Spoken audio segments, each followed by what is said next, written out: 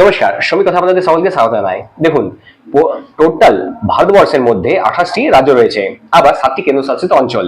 এর মধ্যে একটি অন্যতম হচ্ছে আন্দামান এবং নিকোবর দ্বীপপুঞ্জ।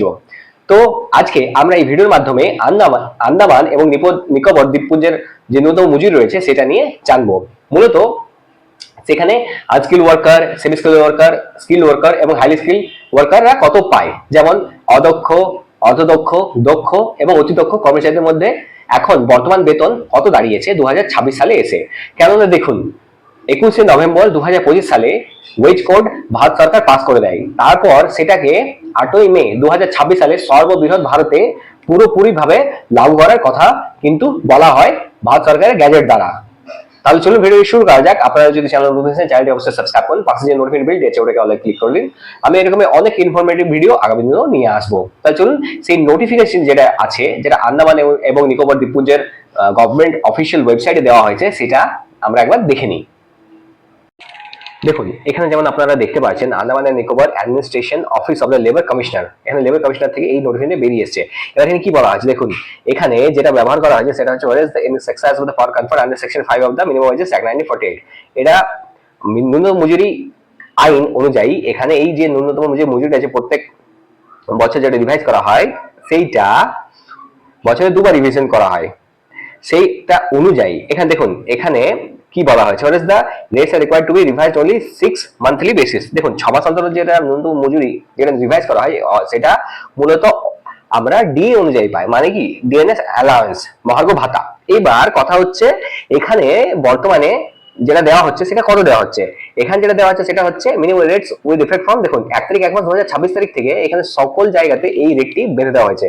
দেখুন, আপনারা এখানে দেখতে পারবেন এই যে জায়গাটা বলা হয়েছে আনস্কিল্ড মানে হচ্ছে অদক্ষ, অদক্ষ যে কর্মচারীরা রয়েছে তাদের জন্য হচ্ছে 652 টাকা পার ডে। সেমি স্কিল্ড বা আনস্কিল্ড সুপারভাইজার যারা কর্মচারী রয়েছেন তাদের জন্য 733 টাকা পার ডে। স্কিল্ড বা ক্লারিক্যাল যারা রয়েছে, মানে অতি মাফ করবেন, যারা দক্ষ কর্মচারী রয়েছেন তাদের জন্য 856 টাকা পার ডে। আবার যারা হাইলি স্কিল্ড ওয়ার্কার রয়েছেন, মানে অতি দক্ষ ওয়ার্কার রয়েছেন, কর্মচারীরা রয়েছেন, তাদের জন্য 939 টাকা পার ডে কিন্তু এখানে দেওয়া হচ্ছে। এবার এই কথাটা হচ্ছে খুব ইম্পর্টেন্ট। দেখুন, আপনারা চাইলে এই জায়গাটা স্ক্রিনশট নিতে পারেন অথবা উপরে এই জায়গাটা দেখে নিন। এটা আমি আপনাদেরকে আমার টেলিগ্রাম চ্যানেলে দিয়ে দেবো, আপনারা আমার টেলিগ্রাম জয়েন করতে পারেন। এবার কথা হচ্ছে দেখুন, এখনো অবধি কথা হচ্ছে পশ্চিমবঙ্গ রাজ্য সরকার যে নতুন মজুরিটা রিভাইজ করে প্রত্যেক বছর দুবার, একবার জানুয়ারি মাসে, আরেকবার জুন মাসে। তো যেটা নোটিফিকেশনটা রিলিজ করা হয়, যেটা ডিসেম্বরে রিলিজ করা হয় সেটা জানুয়ারি থেকে জুন অবধি চলে। আবার যেটা জুন মাসে নোটিফিকেশন রিলিজ করা হয় সেটা জুলাই থেকে ডিসেম্বর অবধি চলে। এখনো অবধি পশ্চিমবঙ্গ রাজ্য সরকার কিন্তু ন্যূনতম যে মজুরি আছে সেটাকে রিভাইজ করেনি, সেটাকে সংশোধিত করেনি। এবার কথা হচ্ছে পশ্চিমবঙ্গ রাজ্য সরকার সেটাকে এখন কি সংশোধিত করবে, না এটাতে আরো দেরি করবে, সেটা আমরা দেখতে পারবো 30 জুনের ভিতরেই। আমি আপনাদের সকলকেই কিন্তু একটি বার্তা দিয়ে যাচ্ছি কি আপনারা একটু ধৈর্য ধরুন। আগামী দিনে আপনাদের যে ন্যূনতম মজুরি রয়েছে পশ্চিমবঙ্গ রাজ্য সরকারের দ্বারা, সেটা আমার মত অনুযায়ী যদি আপনারা ধরে চলেন, মোটামুটি যদি আমরা এস্টিমেট করি তাহলে 500 টাকার উপরেই যাবে। যেমন ঝাড়খণ্ড রাজ্য সরকারের করেছে 515 টাকা এজন এরিয়াতে প্রত্যেক দিন, সেইরূপ ভাবেই আমরা এটা ভাবতে পারি। এখন আমাদেরকে এটার জন্য একটু অপেক্ষা করতে হবে। আজকের মতো এতটাই।